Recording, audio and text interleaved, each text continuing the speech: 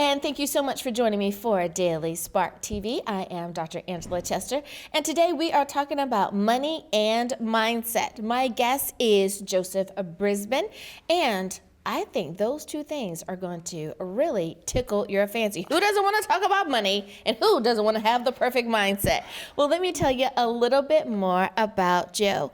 Born and raised in Enid, Oklahoma, Joe earned a bachelor's degree from the University of Chicago, a master's degree from Drake University, Des Moines, Iowa, and a certified financial planning certificate from the College of Financial Planning, Denver, Colorado.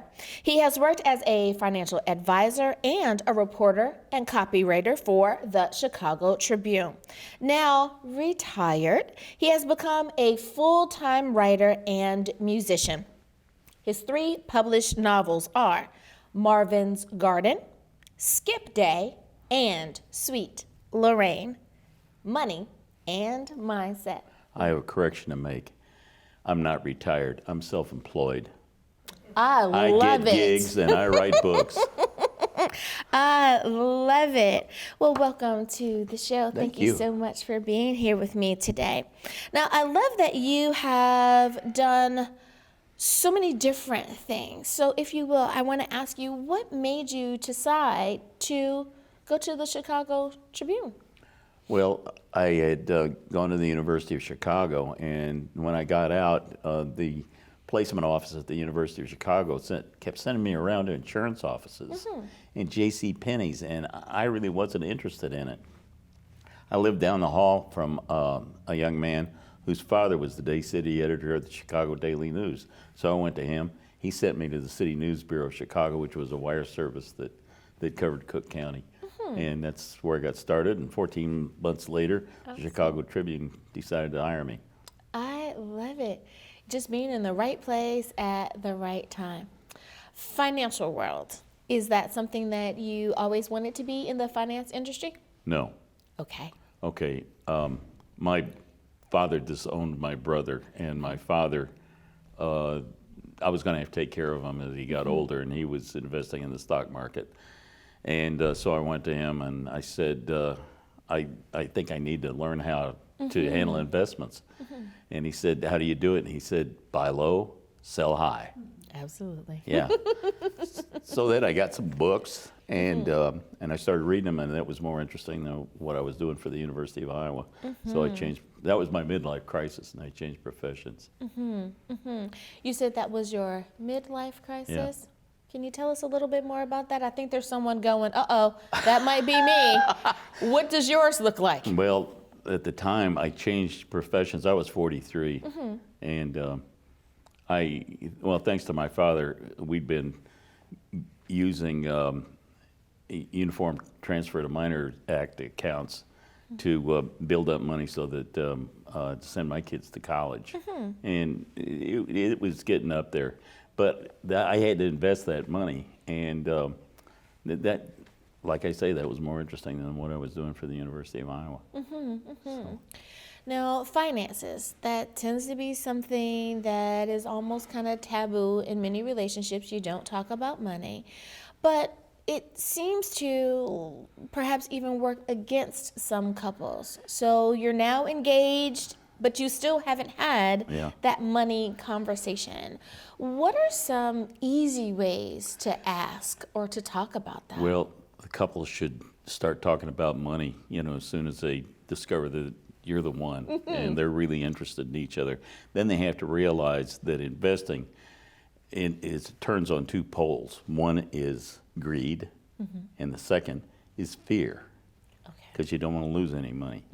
And so, well, when I became a stockbroker, I decided that I had to become a social worker for people's money and keep it out of trouble as best as I could. A social worker for people's money and keep it out of trouble. Absolutely. I think that's a nugget in itself. I really like that.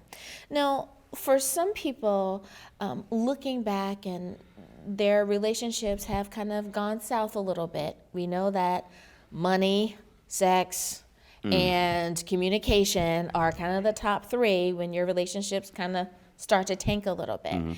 If you're there, you're already in the rocks, how do you start to have a conversation about where you want to go when things are already a little rocky when it comes to finances? The one thing that I did, I tried to telephone my clients and have a conversation with them at least once a quarter. And then once a year, we would have face-to-face conversations. I'd show them where they were and how their portfolios performed versus the Dow Jones Industrial Average, the S&P 500, and the NASDAQ. Now, is that something that someone who is investing, should we keep our eye on that all the time? Like, should we make sure we're checking it while we're having our morning coffee? Or how does that work? On Sunday morning, if they, look up, want to look up their stocks and see how they're doing, I think that's okay. But we shouldn't necessarily do that morning check, that lunch check, and then no. that dinner check. No, that's a waste of time. Besides, when people invest, they really should be trying to take the long view, that they would be owning a stock for a year, 2 years, 3 years, something like that. And I found some that they should own for as long as they live. Yeah. God, yeah. So we don't have to do that panic every Yeah. time we see Right. the needle jump, so to speak. Well, that's another thing that I have to assess when I talk to people, is figure out where their risk level is, on that arc between fear and greed. For someone who may be saying, what advice do you have for me? I want zero risk. I don't want to be frightened. I don't want to turn on the news and I'm nail biting because something has happened on the stock market. Well, what is some advice? They should probably be looking at bonds, certificates of deposit, treasuries, notes, bills, bonds, or depending on their tax bracket, they might want to look at municipal bonds where people don't have to pay taxes on them federally, and in some cases they don't have to pay state taxes on them either. So just depending on where you are and what you want to do. Now, for the person who says, you know what, bring it on. I don't mind risk. Any suggestions for them? I really didn't like people like that because they're really trying to roll the dice. And in the long run, I would rather have them be pleasantly surprised than bitterly disappointed. And I think their spouse would too. I have to agree with you. So on that one. I have to talk them down. Right. Nice, balanced life. I love it. Now, I want to ask you, before we go to break, about this word that people don't like, and that's the word of budget. How do we tackle that when we're having a conversation about needing to be on a budget? Well, it's kind of like doing math homework, Your math teacher always gave you homework that you had to do. Only you're the teacher, and you've got to figure out what your fixed costs are, your mortgage, your taxes, and then you have to figure out what your flexible costs are, your food, how much you spend for gasoline, things like that. I see. Got ya. So some things to think about. Yeah. I love it. Well, it is time for us to take a very short break, but don't worry, we will continue to have this conversation about money and mindset. We'll be back right after this.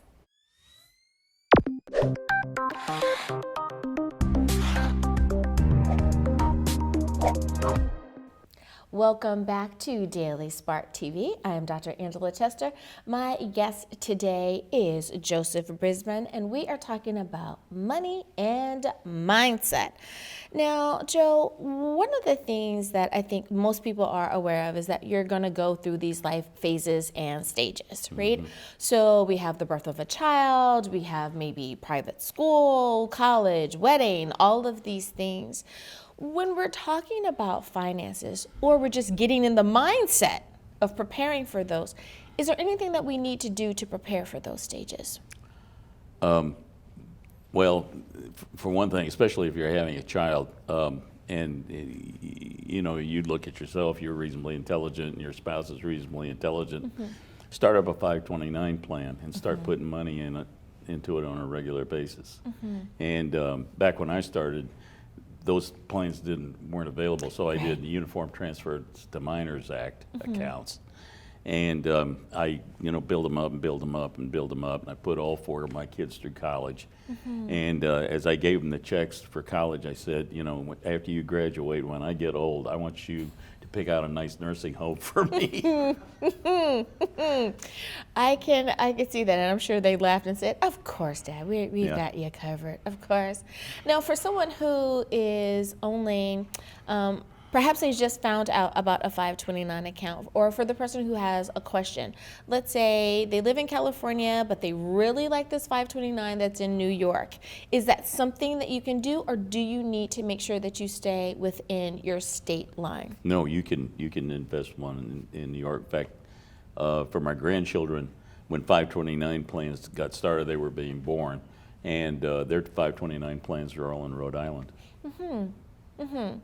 Now, are there particular brands or investment houses that we should look at the same way that we look at a brand of a tennis shoe or a purse? Is there a particular name that we should look for when we're thinking about picking a 529? Okay, as a counselor on television, I can't recommend any particular investment company, but that's why you go to an investment counselor. You can go to a bank, you can go to a brokerage firm, you can even go to a life insurance agent. That's another way that you can build up equity.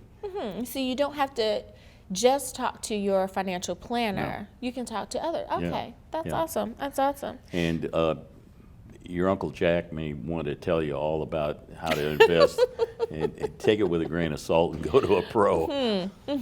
Absolutely, absolutely. There's nothing like getting those little nuggets along the way, but when it comes to those major decisions, we really do need to leave it to the professionals. I have to agree with you on that one.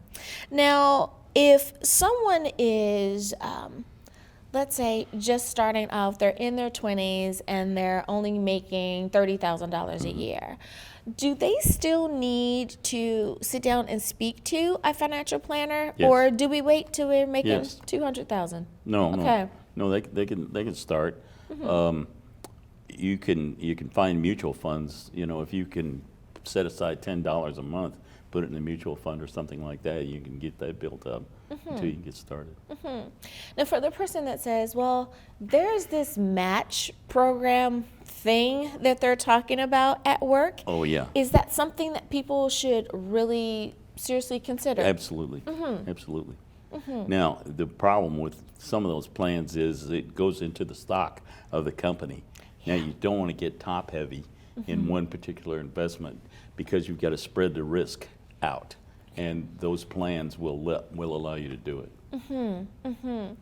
Now, if you're not sure of how the match works, can you talk to the financial director, the controller that works in your company, or should you call the number on your paperwork? Your human resources person, you can start there. Okay. And then if they're probably working with a company that set up their 401k plan, their profit sharing plan or whatnot, and you can talk to them. Now, for the person who says, you know what, I was told that I should have started this when I was 18 years old.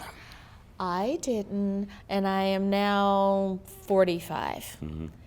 Can they still make a difference in their financial future? Sure, it's never too late. It's never Too late. Yeah. I love it. I love it. Now, would they have to take on more risk to try to make up the difference, or should they just get in where they're comfortable? Yes. Yeah. Where they're comfortable, and that's where you get into this risk assessment. Okay. Do you really like to roll the dice, or do you like to bury it in a coffee can in the backyard? Right. I like that. Do you want to bury the coffee can in the backyard? Well, the That's answer awesome. to that is no. No. But the answer on the other side is no, too. Now, for someone who says, I don't have And this may be getting a little bit more into the legal side of things, but for the person who says, I only have about $500 in a savings account, but I want to leave my kids or my grandkids something. What do you suggest that they do with that 500? Should they keep it in there? Should they roll it over into something else? Well, most savings accounts are only paying like 1% return, and so you can get a better return by going into the markets. You know, a balanced plan with both bonds and stocks, or careful with stocks. You know, stuff like that. Would they be able to start with their options of what they can do? Can they talk to their local banker there, or should they go on and actually talk to a financial planner? It's whoever they're really comfortable with. Yes. Okay. My experience with banks is that they're really conservative, and they're really I see. clutchy, and you've got your money with them, and they want to hang on to it. I got you. So I got you. Yeah. So it depends on where you are with that. where you are with that. I like that. I like that. Well, it is time for us to go to break, but don't worry, we're going to continue this conversation. Money and mindset. We'll be back after this.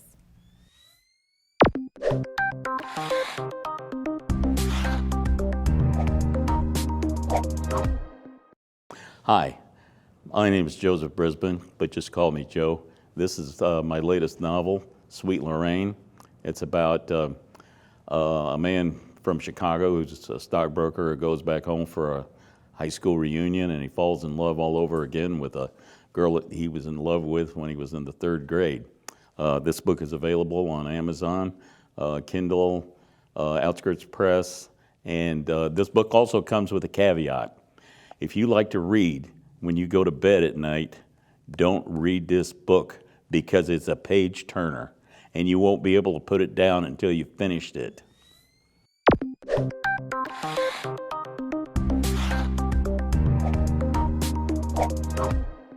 And we are back. Thank you so much for joining me for Daily Spark TV. I am Dr. Angela Chester. My guest today is Joseph Brisben, and we are talking money and mindset. Now, Joe, I know that we've been talking money, and we've been talking a little bit about mindset, about your money, but I want to ask you a little bit about your being an author. Now, you're also a musician, and that is so awesome. Did you believe, let's say even 20 years ago, that you were going to be an author and a musician? I knew when I was in the third grade that I wanted to be an author. As far as being a musician is concerned, my mother had me take piano lessons, and I did it for 2 years. And then we had a band program in the Enid Public Schools, and I took clarinet lessons for 2 years. And then for Christmas in 1951, I got an Arthur Godfrey ukulele. It's plastic, and it had a little box you could strap on the neck. You push down on buttons, and you could make chords. Well, I took the box off, and I was, next to the phonograph trying to pick along with tunes.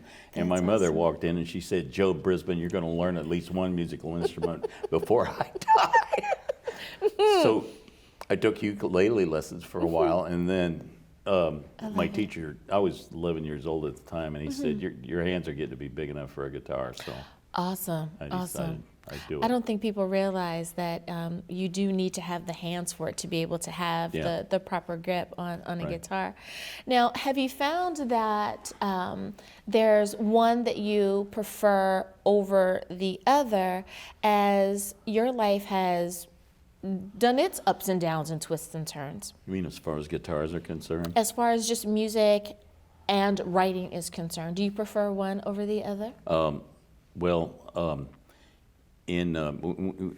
you're a guitar player, you can be a bigamist. And I own 6 guitars. And I love them all. But, they're there for different purposes. Yeah. I've got 2 electrics and an acoustic that I can wire up for an electric, and then I got 2 acoustics, and then I got a classical guitar.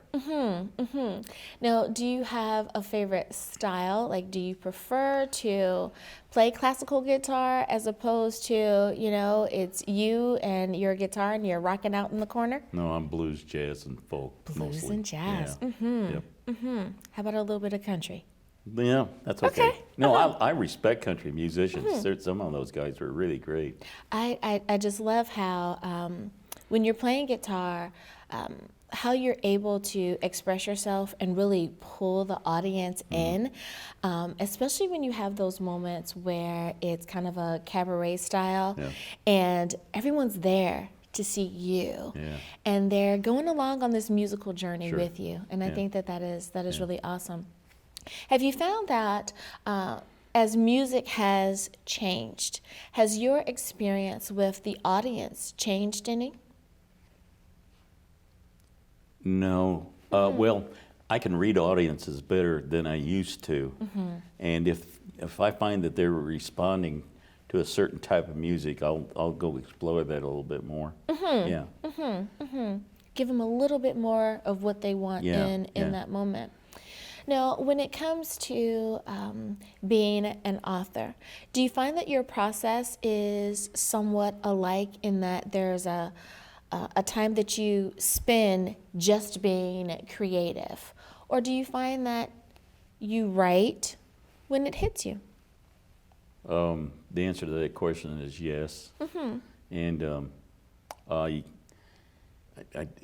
lately I've been writing mostly in the afternoon because that seems to be when I have quiet time. But Now, I started writing short stories, and then 2 of them grew up on me, and suddenly they were novellas. Yeah. now, for someone who's unfamiliar with what a novella is, can you explain a little bit more? Well, it's shorter than a novel, and it's usually only got 1 plot line. Yeah. And is that something that you find that you enjoy being able to really kind of get into the meat and potatoes of it? Oh, sure. I mean, it's really a thrill to sit there, put your fingers on the keys, and sit there and tell yourself lies. I love it. I love it. I love how when we're able to really get in tune with our creative selves, how creative we can actually be. And the fact that you're writing and you're a musician, 2 very powerful mediums. Oh, they tend to go together. Now, do you ever find that you are perhaps writing for the sake of a novel, but there's a song that kind of comes to you while you're writing? Oh, yeah. Yeah. How do you separate the 2? I don't. You don't? No, they just blend in, I like that. Alrighty. For that person who says, I don't know if I want to be an author, if I want to be a songwriter, if I want to do music. Oh, I cross over all the time. What bits of advice do you have for that person? If it feels good and it's reasonable, and you think people will be entertained by it, do it. I love that. Now, unfortunately, we are seeing that so many schools are cutting their arts programs, and it's becoming a lot harder for some children to express themselves in that fashion. What advice do you have for the parent who notices that their child is really attracted to the arts, but it's not available at their school?